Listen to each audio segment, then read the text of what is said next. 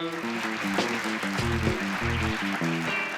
want to thank you all for coming tonight, and I want to thank you all for joining me up here. As a parting gift, you can each take the chair home with you. Thank you. We've been giving you.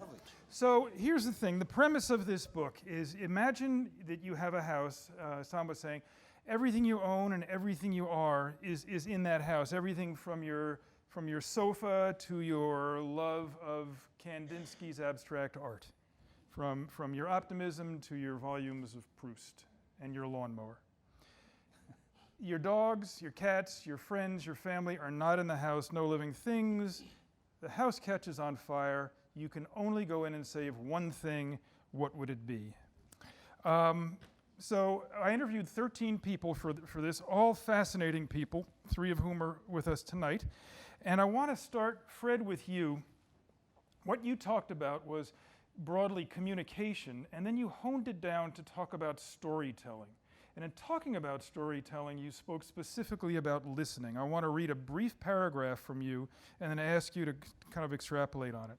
You said in the book, I try to live my life with the idea of listening so that I am obedient to what is happening around me, not what just happened or what once happened or what might happen, but what is happening.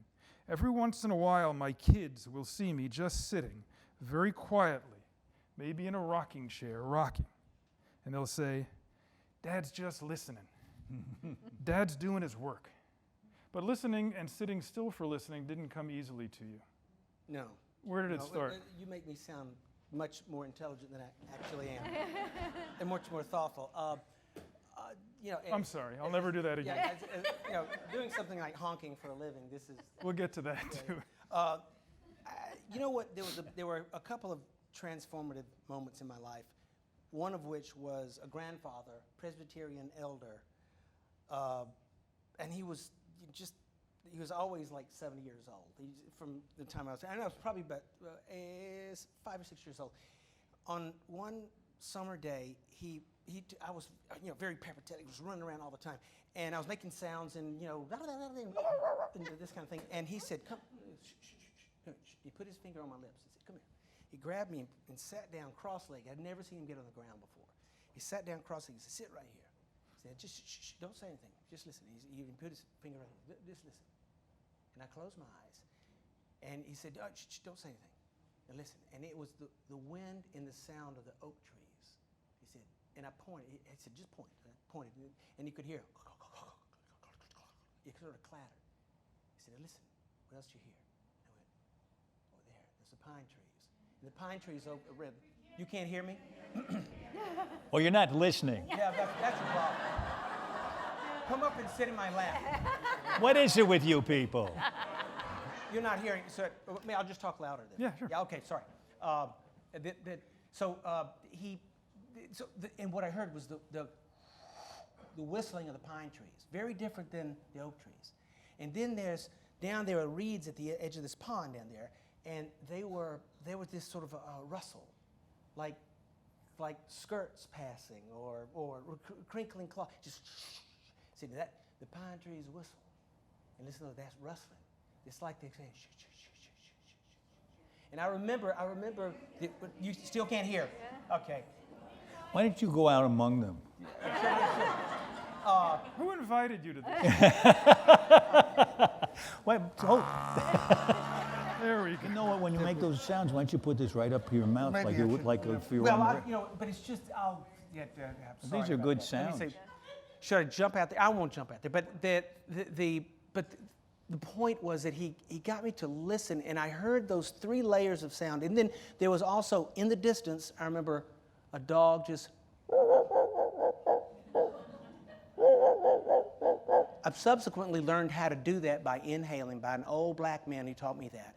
But I started listening to these sounds around me, and it was there that I had this gift of just sort of quiet and just taking in people's stories. And where I grew up, in this is the area of Brer Rabbit.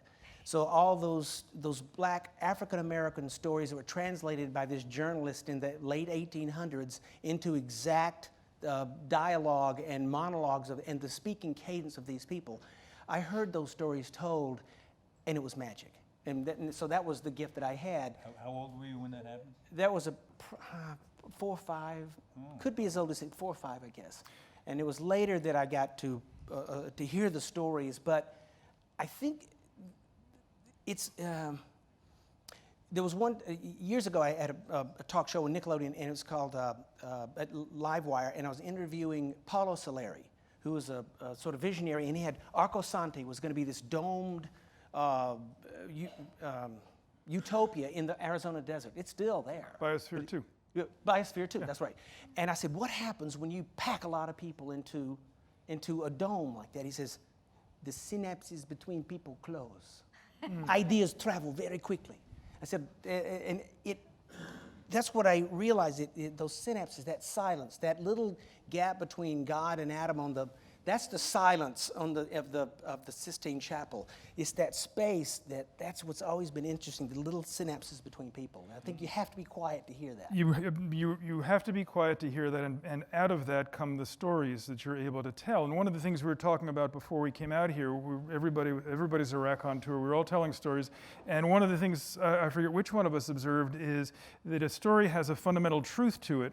But in storytelling, you're not a slave to the accuracy of the facts as long as you get the point of the story.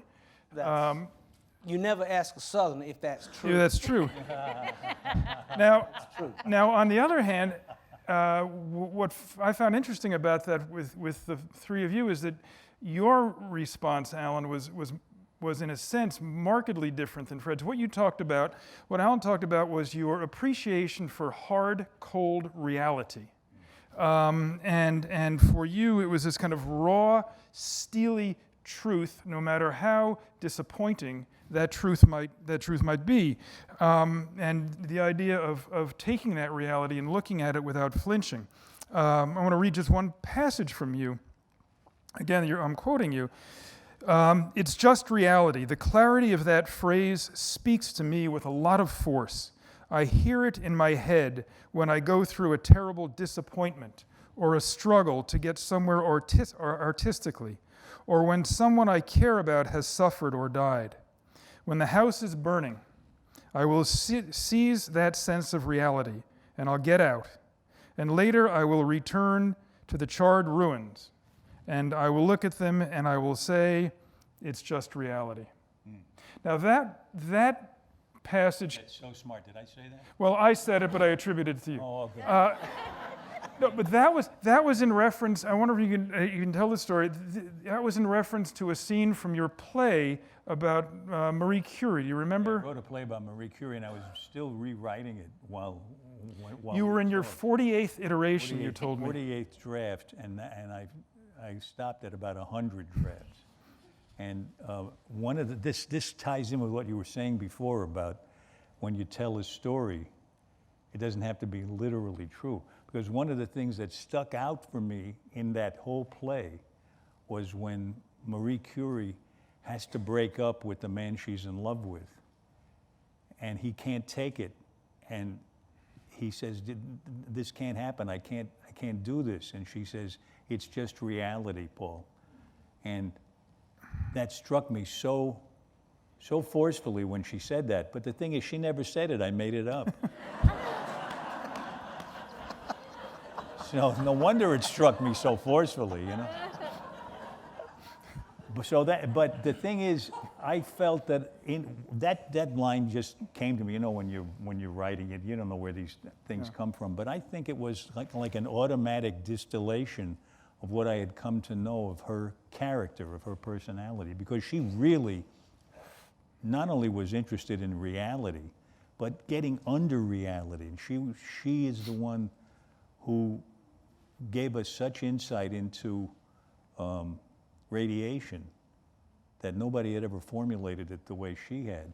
And she understood she understood that elements could change once they give off enough radiation. They could change into other elements. Nobody had ever imagined. It went against everything everybody knew about physics. And she was so dedicated to that sense of reality that in truth it cost her life. Well, that's true. See, that's the curious thing about her.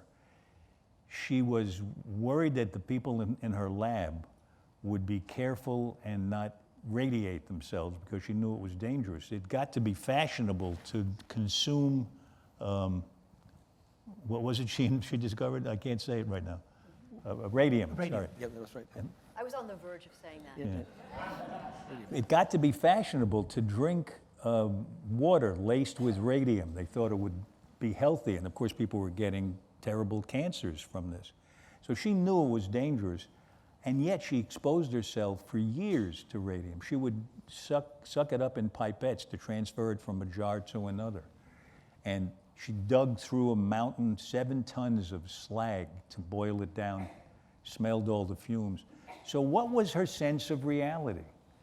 She imposed a kind of, it was like what Steve Jobs is supposed to do, to have a reality adjustment or whatever, that force field of reality that he used to impose on people. She imposed it on herself. She had to get the truth about reality, and to do that, she had to deny the reality of how dangerous it was. But that's really human. We all do that. But don't we all, because I think you talked about this in the book too, aren't there times when many of us will push back against hard, unflinching reality and cling to myths and because they're more comfortable? That's why it interests me that if you're really interested in reality, you can't really deny reality because it comes back to bite you. Mm-hmm. I think the only workable life you can have is surfing reality, surfing uncertainty, because uncertainty that's what life is made of. You know, it's all uncertain. So if you can just sort of ride it, you can get through it. But that leads to, it's the doorway to curiosity. It's the doorway to finding out what's possibly going to happen next. I'll welcome what happens next, and I'll use that as the clay to work with. Who was it? Was it Gide or Voltaire who said, "Cherish the person who seeks the truth and question the person who finds it"? Yeah, that's what you quoted him in your book. Yeah. And now you have a very different spin on this, I think, in your choice. I have to set the stage for this. We were sitting in your living room on a beautiful April morning. And you have this huge picture window that faces east toward the river, and there's a yard. It's where your polo ponies are gathering. Exactly. And In your yard? it doesn't have to be accurate. I'm telling a story. and so the sun was streaming through the window, but you had a shade down. The whole window has this curtain or the shade in front of it that's translucent. And so what we were getting is we're getting light and we're getting shadow. We were getting the plants and the vases out in your yard, and we could see the ships going by on the river, but only in shadow. And I want to read again one section that sums it up. I asked Jane what it is about this time of day that makes the room so special, and she answers, "It's not just the light, it's also the shadows." In other words, she goes on, "It's not just where the light goes, it's where it doesn't go." Then I quote you, "I love light, but I think of it like a flow of energy. Too much of it, and I feel bombarded. Too little, and I'm in the dark. I need a spigot turned on just so, and that's what I feel when I see the light coming through the curtain to me." It's a very personal experience for you. So why is that screen really your lifesaver? Well, it's funny how the deepest feelings we have and the deepest knowings we have fall out of our mouths without ever having had that thought before. And that's pretty much what my experience talking to you was like. Erik would ask you deep questions, and I would open my mouth, and things would fall out like that. Well, the first thing I asked you was, "What's for breakfast?" We've been through that. I had coffee, and no, I do have the ability. My mouth will open, and the darndest things come out. But I think that there's some truth to that. Nobody thinks about the big questions, and yet we all individually have formulated our own answers to the big questions. Your answer is different than Alan's. Alan's is different from mine. And I'm not quite sure how I would sum up that feeling, except that I know when I'm comfortable in a place, and it has a great deal to do with the light and the windows and how the light falls through the window, too much or too little and so forth. But only after I read about our conversation and the diffusion of the light and the shadow that you referred to was, in particular, there was a tree on the other side of the window, and because of this curtain, you know, the tree would move, and the limbs and the leaves would make this beautiful pattern of light, shadow, that was moving. It was very, you know, very, very beautiful. But you, then, being the author, and you, put it all together so that I found when I read my chapter in Erik's book, which is brilliant. I mean, you know, I think you gave me at least 20 IQ points, but I'd underline things, and they're all things you said. But the idea of metaphor, that I recognize as I talk to you, I talk, 90% of what I say is metaphor. Yeah. But that will quote yourself to explain how these metaphors that we use are descriptions of how we see the world and how we define things that are abstract or spiritual or not definable, but we reach for things like the light or the shadow or the darkness or the energy or the whatever. And that seriously, I underlined all your parts in my chapter. Are you going to call me on it? I think Jane raises a really interesting question, and when you said we don't often think about the big questions, and you, in the book, with the book, you raise the big question in a way, what do you value most? And I guess people reading the book will be challenged to think, what would I take out of this house that's on fire? What matters to me the most? And it's seldom an object. Yes, you're right. Or if it's an object, it's not an object of great material significance to the person, but enormous metaphoric. Right. So what makes me wonder is, what's the value of thinking about what your greatest value is? What do you think? I mean, you did this deliberately. Why did you do it?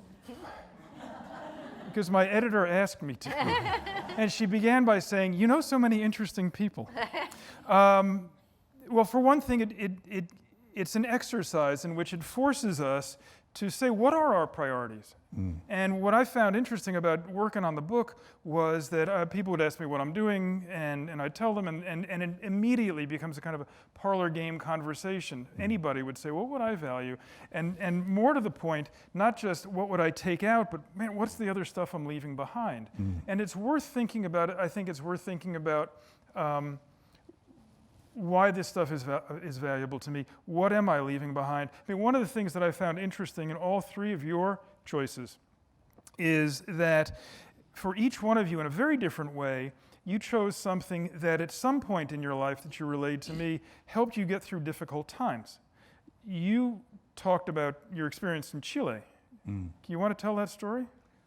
Well, I was on top of a mountain in Chile 11 years ago, almost exactly 11, October 19th. And I was 8,000 feet up on top of the mountain because I was interviewing scientists, astronomers in what do you call the place where astronomers work?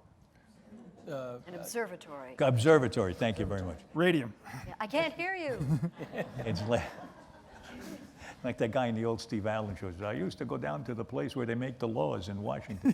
What do you call it? Some words I can't remember, so I just ask people. And the audiences are always very kind. They come up with a word. So I was waiting to interview the astronomers, and I got this tickle in my belly, and then it got worse.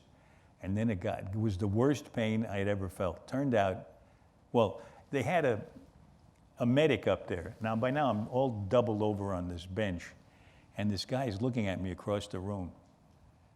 He was the medic. I don't think he'd ever done anything medical before. And he comes over to me and he says, "How are you?" I'm doubled over, you know. I said, "I got this horrible pain. It started over here, and now it's not. I think maybe it's appendicitis." He said, "Yeah, I think so too." It turned out I had a strangled intestine. It wasn't appendicitis at all. About that much of my intestine had lost its blood supply, and it was getting ready to burst. And if it burst, I'd be dead in a couple of hours. And they took me down to an hour and a half bumpy ride down, and I'm screaming in pain. I was told that it's worse than the pain of childbirth, and I was told this by women who had enjoyed both of those things. So I'm screaming, and they get me into the hospital. The guy operates on me, and it was a brilliant surgeon who happened to be an expert in what was wrong with me. But the thing that interested me the most was I wasn't scared. And I remember saying to myself, you know, I might not wake up from this operation. So then I just started taking care of business, and I said, I want to send a message to my wife, Arlene, and our children and grandchildren.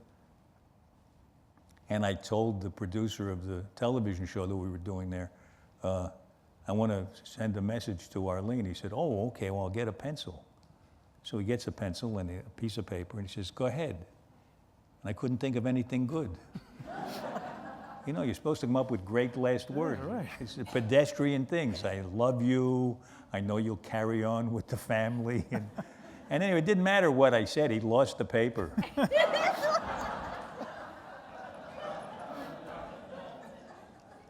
But what got me through was I think that's what you're talking about. It was that just instinctively facing the reality. I might not wake up from this. So what do I have to take care of before I go? No panic, no No, I fear, always just thought I'd maintain panic. the I always business. wanted, if I died, I wanted to die in my sleep so I wouldn't notice it. If I died. If you did. Big if. Now, you didn't have anything near that good, but No. but you grew up in a small segregated town, LaGrange, Georgia, and in the center of that town was Fling's Country Store. Yep. Run by Jack Fling, who, if I remember correctly, had a nose the size of a car hood ornament. Is that right? That's right. Okay. Yeah. But that was an important place for you in terms of shaping your own sensitivity and sensibility. I mean, in a place that could be fraught with insidious hatred, Fling's was an important place. And I was on the wrong side of the moral Yeah. law at Yeah, that yeah. time. And You were the haves. I'm just beginning to dawn on me, this is not the way it should go. But it was a place where blacks and whites mixed, and they did by virtue of story. Right. That was the currency. And it could be Lawyer Weldon and Fred the Yard Man and Helen Daniel in a blue wrap skirt halfway in she got Ellen stuck listening. Daniel. All these people, various people, but someone's telling, Jack Flings is just, let me tell you a story about Knuckles the cat. He's just telling a story. No, I was too long. As a snaggletooth, freckle-faced kid, sitting on this red Coke box, I remember one time he told a story that was about Knuckles the cat, and I just blown the paper off a popsicle. You know, you do this, and I'm sitting there like this, getting a lick off of it. Have you ever heard the story about Knuckles the cat? And he told the story, and at the end of the story, he said, "You don't believe that story, do you?" And that story involved, cats and a lot of impressions and circus tigers and stuff. At the end of that story, maybe 10, 15 minutes later, he said, "You don't believe that story?" And I looked down, and I was holding 2 popsicle sticks, and there was a puddle of liquid, orange liquid, really sticky at my feet. And he had completely taken me away with a story. I thought, give me some of that. And then he did the sounds, and or water drip, Yeah. or I learned those from the people that told these stories.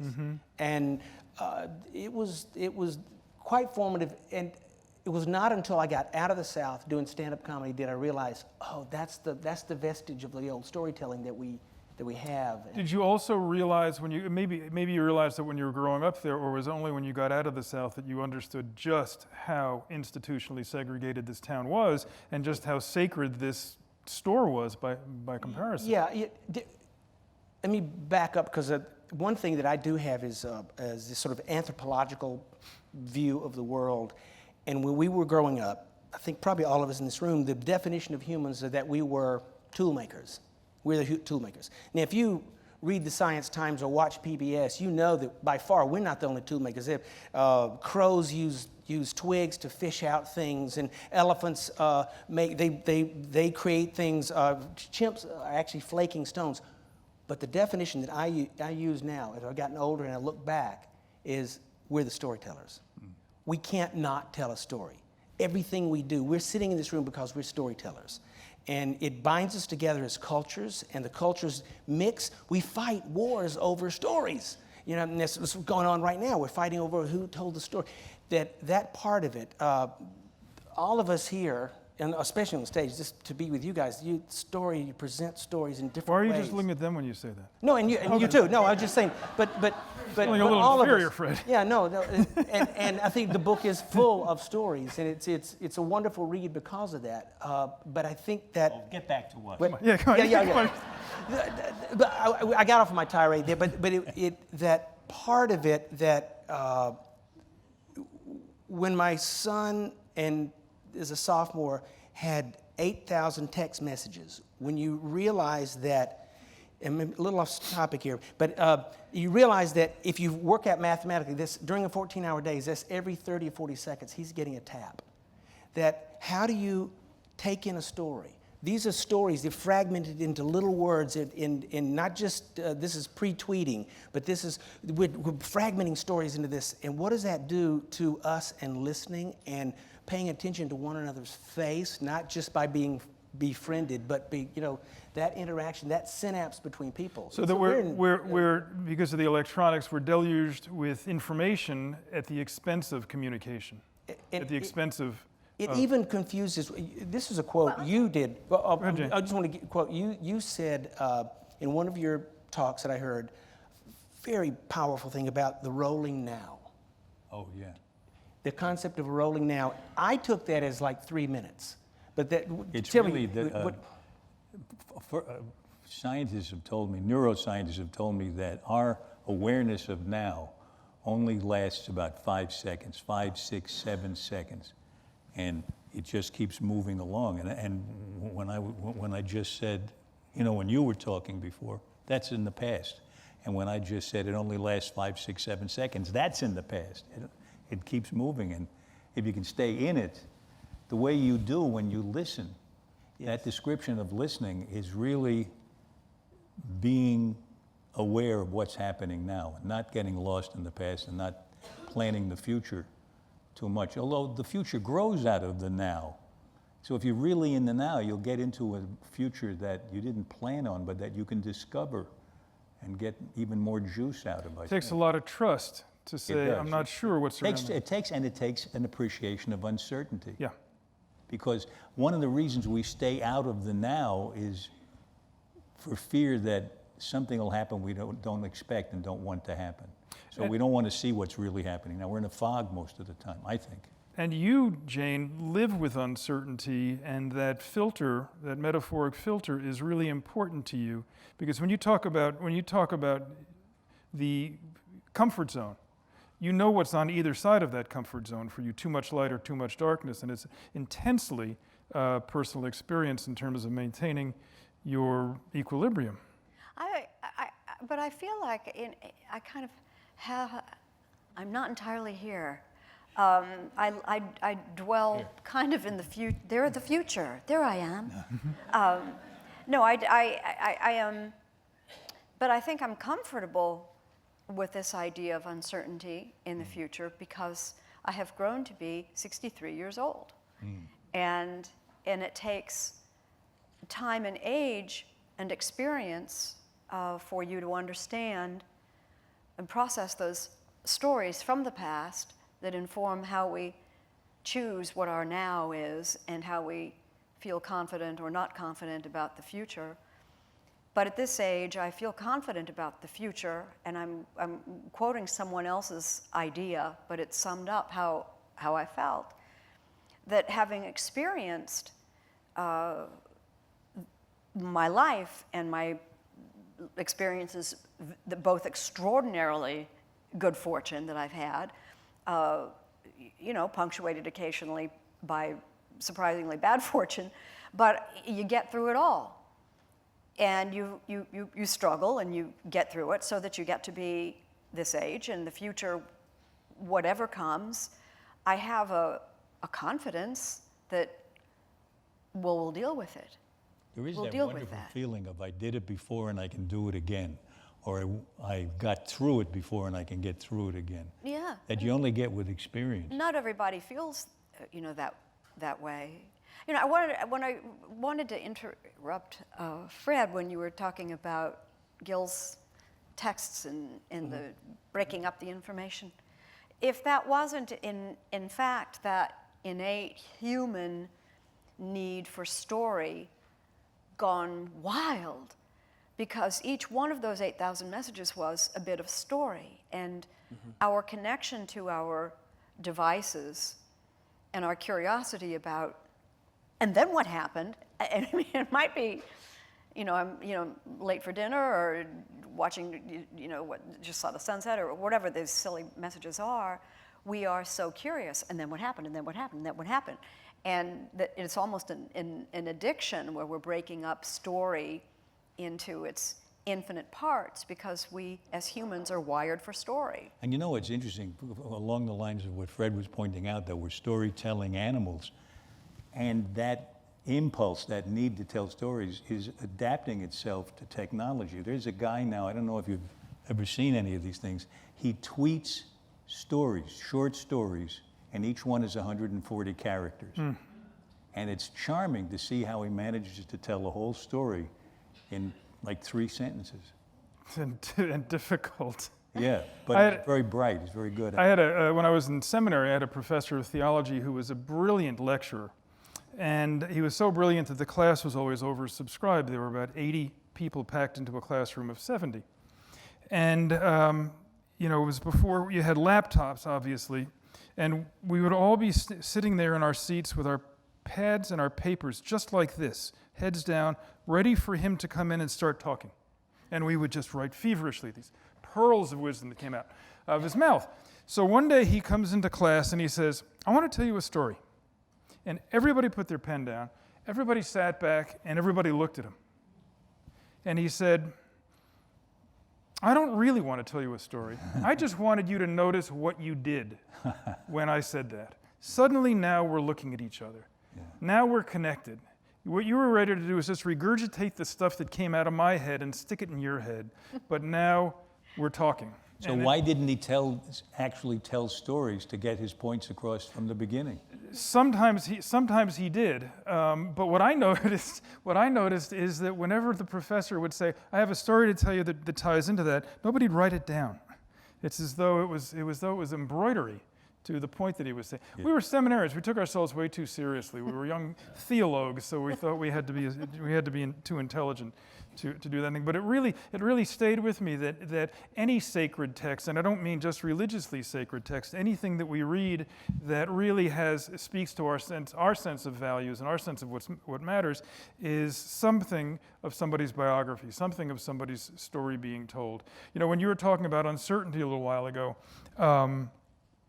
here's a passage from your section of the book. Uncertainty can be freeing because isn't it easier to say, I just don't have the answer, than to concoct a structure that won't even stand up in a light wind to support that which you wish were true. And that was in the context of the screening of The Seduction of Joe Tynan.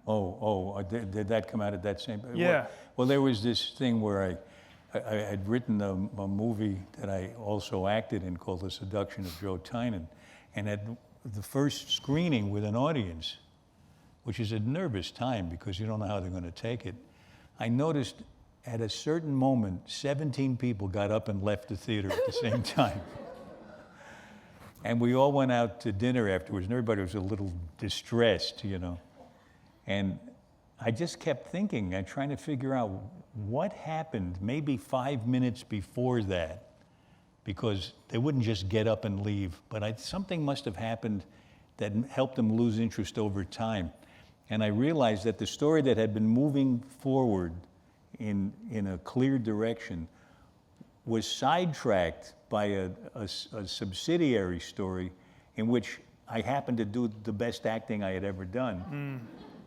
But it wasn't the story. So if they were interested in that, and then they were turned around and they had to come back to the other story that I had started with, they were turned around. And you don't want to, it's like a bullfighter tiring a bull out, making him go this way and that way. You can't tire an audience out like that.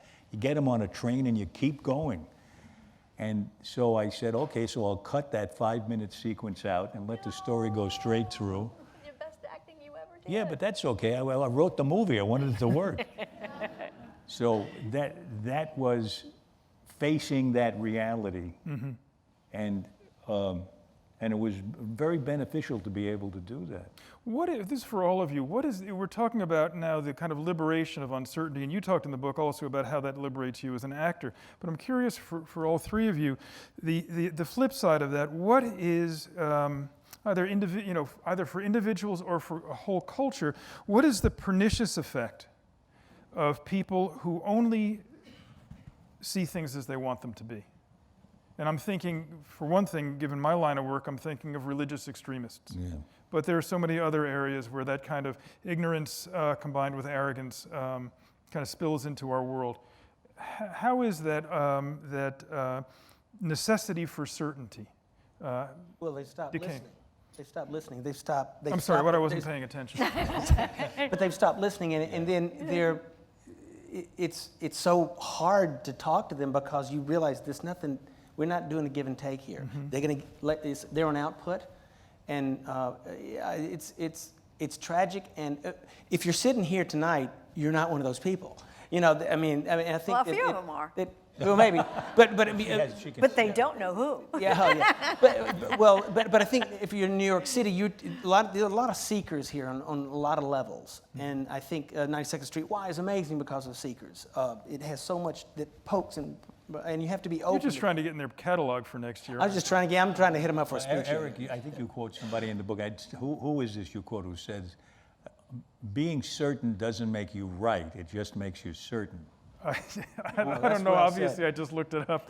And That's a I'm good sure one. I didn't say it because that's pretty good. No, I thought you quoted I some very well may have. person who said it. You know, what strikes me as you guys are talking about, two things. One is when I perform weddings, very often a couple will say to me, we want the traditional vows, love, honor, cherish, and then they'll say, but I don't want to obey. Because they think it's subservient. But what's interesting about it is the word, those vows come from the early Anglican church, when obey come from the word obadiere, which simply meant to listen. No kidding. Yeah, and so the fundamental Well, I relationship don't do that either. of husband and wife, but you honor and cherish. I heard my wife laughing. There's one big laugh out there. Yeah. Now, when the marriage begins to have trouble, or relationship begins to have trouble, what I've also known as, again, now as a psychotherapist, I'll be working with a couple, and this is to your point, and I'll say, okay, you're going to talk about everything you don't like about this person, and you're going to listen. and it starts, and very often I'll pay attention to the body language of the other person, and I'll say to them afterwards, you think you were listening, but you were really reloading. In other words, they were just saying, okay, wait till it's my turn. Yeah.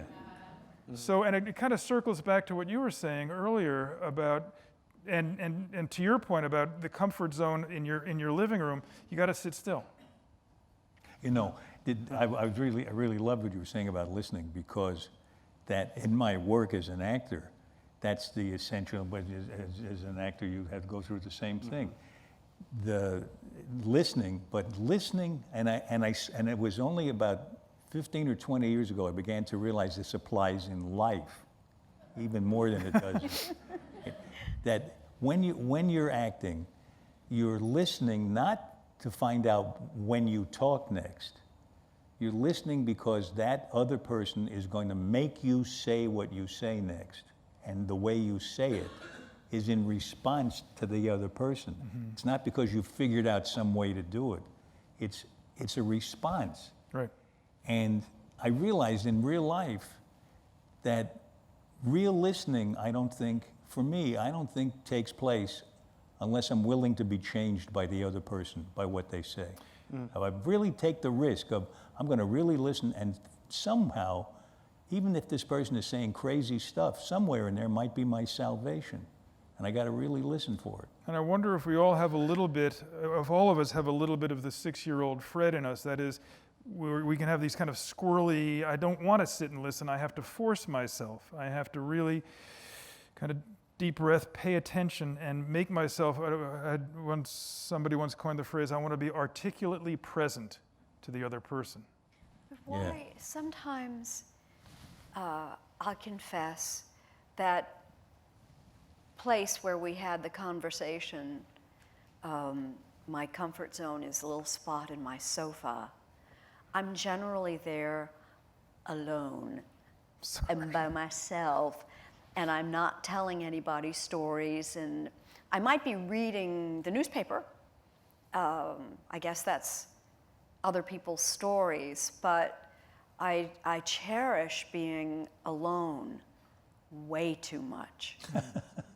Way too Where much. it's unhealthy. But sometimes, yes, but I think that also applies to our certainty on, how we cherry pick the facts that align with the truth that we are most comfortable with. But, we humans, some of us are pretty fragile. And I find that I will sometimes retreat from information that I anticipate will conflict with my comfort level, or someone speaking will annoy me. It's self-protective to just not listen to the cacophony of world events, where my now that you describe it becomes very small and very alone, where the now that's out there in the streets or on television, current events, which is where my life is, current events. Frankly, I think as a journalist, that's a part of my brain can deal with current events and disturbing events or disturbing people with greater comfort, because it's, that professional person is on duty, where the personal person, when I'm off duty, would maybe retreat to that comfort zone. Have you ever been in a position where you have held on to some, really firmly held to some belief that's been important to you, that all of a sudden you find it getting assaulted and then besieged to the point where you just can't hold it, and it's being assaulted in a way that's perfectly convincing, and you have to abandon something that you thought was a certainty? Yes. You're going to tell us what it is, or is that your book? Well, I was a very religious Catholic as a boy, and for a couple of years in my teen years, I went to communion every day. And you're supposed to believe in that religion that when the priest blesses the wafer, it's no longer a piece of Catholic matzah. It's now actually Jesus. And when I was 21, or maybe even a little later, 21 and a half or so, we'd already been married. And I was at a mass one day, and I had the priest he blesses it, and he holds it up, and everybody in the church bowed their heads. And all my life, when he held it up, I'd always look at it. I think, why is he holding it up if I'm not supposed to look at it? And I'm looking at it, and I look at the other people, and I think, I wonder how many people believe that that's Jesus, because that's what's. And then I thought, wait a minute, I don't believe that. Because the Jesuits had taught me you have to be true to your conscience. But they had told me, all my life, they told me I'd burn in hell if I didn't believe that. But the Jesuits had also told me that if you don't believe it, you're automatically excommunicated. So I thought, well, I'm out. And just when I thought that, a shaft of light came through. No. I swear to God, it really happened. Cue the light. Yeah, just like Song of Bernadette.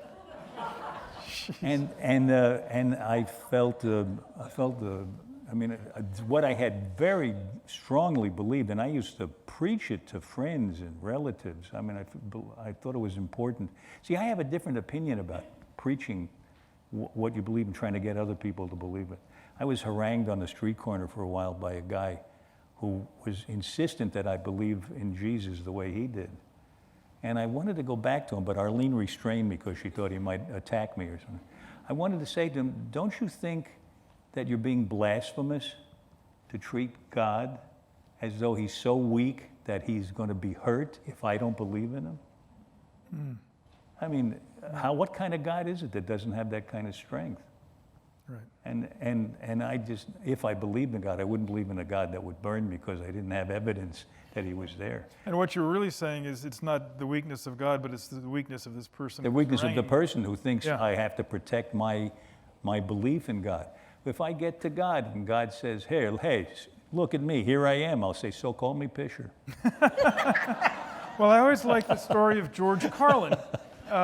George Carlin was an inveterate atheist, and he said, all I want is for God to say, George, he said, that's enough. That's great. That's great. Those moments may happen when your house is on fire.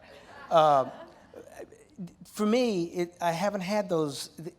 Everything's been slow. There's always a place burning in the house, and there's something I'm going to stomp that out this way, and I'm doing something over here, and I'm protecting what I can. But there's always little fires that you put out, and you tap dance on those as best you can. The big questions is that rolling now. They're rolling.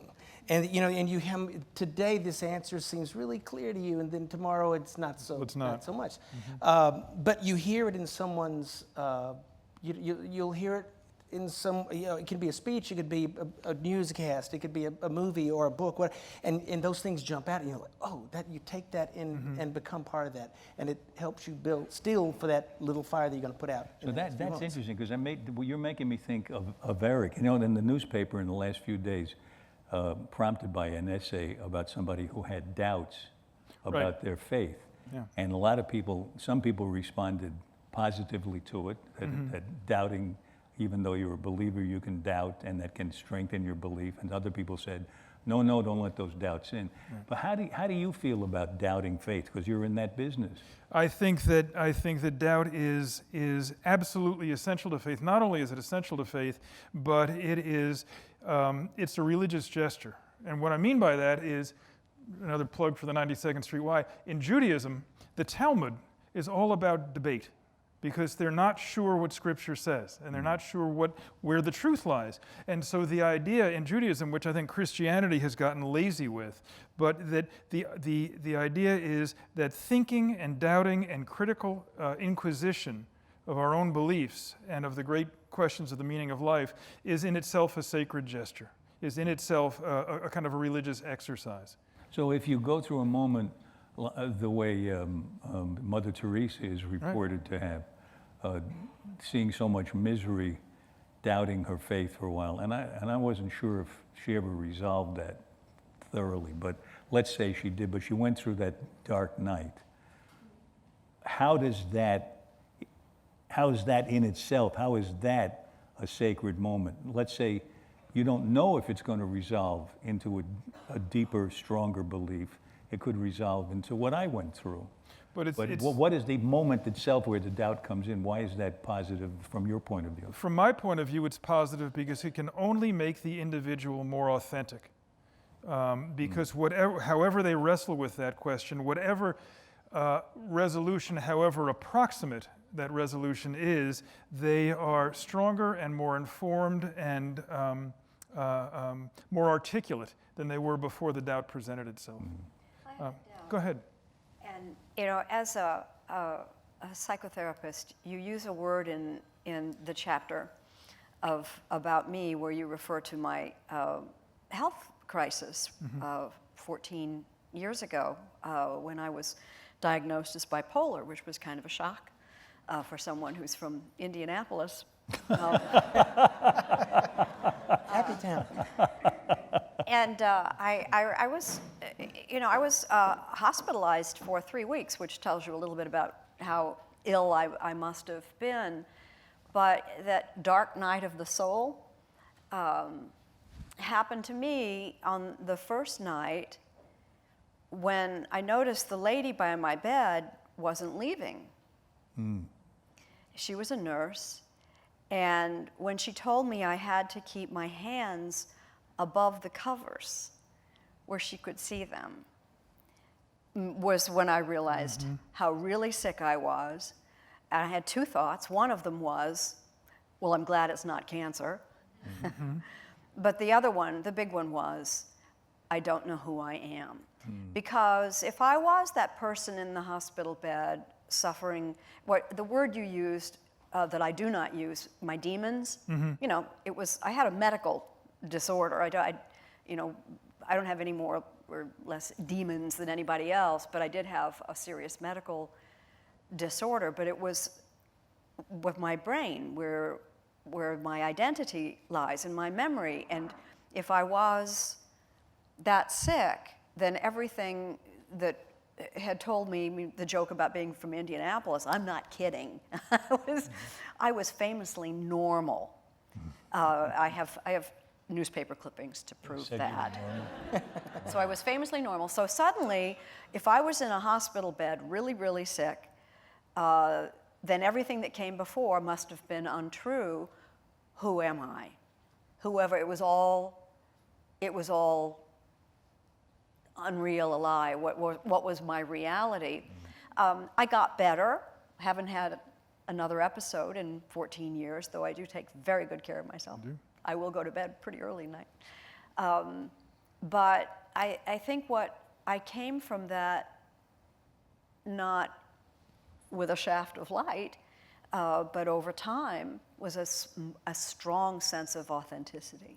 And if you can't answer the question, who am I, then there's no other question you can answer. Well, I don't know who I am, but the not knowing who I am is the human condition. And to the degree that I had any illusion that I ever did know who I was an illusion. I became very comfortable with, not having to have some, fiction about, or a narrative. That story we tell about ourselves. That's so good. That to me is really healthy. It's useful too. I mean, as actors, we have to find out how we can be the most unlikely people, but we already are those people. We just have to find who they are in us. Right. When I played Hawkeye on MASH, I had no idea how I was going to be that guy. He seemed so different from me, and I found him in me. I play a character once in a while on The Blacklist with James Spader, and the first episode that I played, I had him strung up on a chain torturing him, and I felt fine about that. I know the feeling. That's how I felt about the Board of Trustees. No, but the thing is, you don't have to decide that you're one kind of person. Right. In fact, you're not one kind of person. And we all have cognitive dissonance. And it's not such a bad thing. It's where we get a little bit of creativity from. You rub 2 things together that don't belong together, and you get sparks you never had before. You don't know where they come from.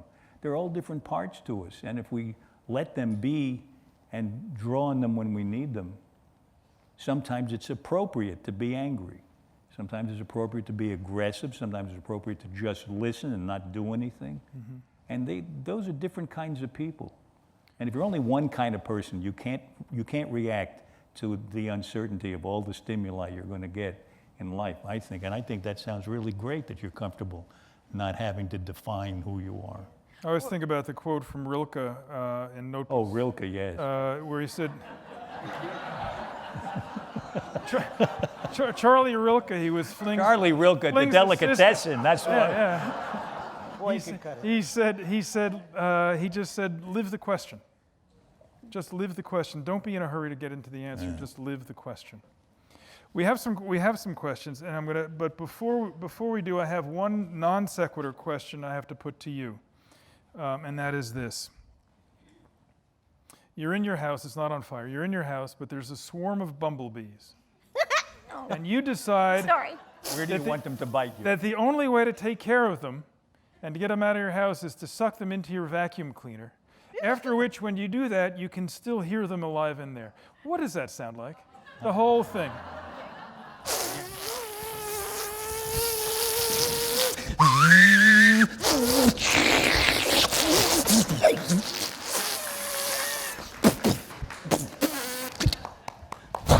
That's what I thought.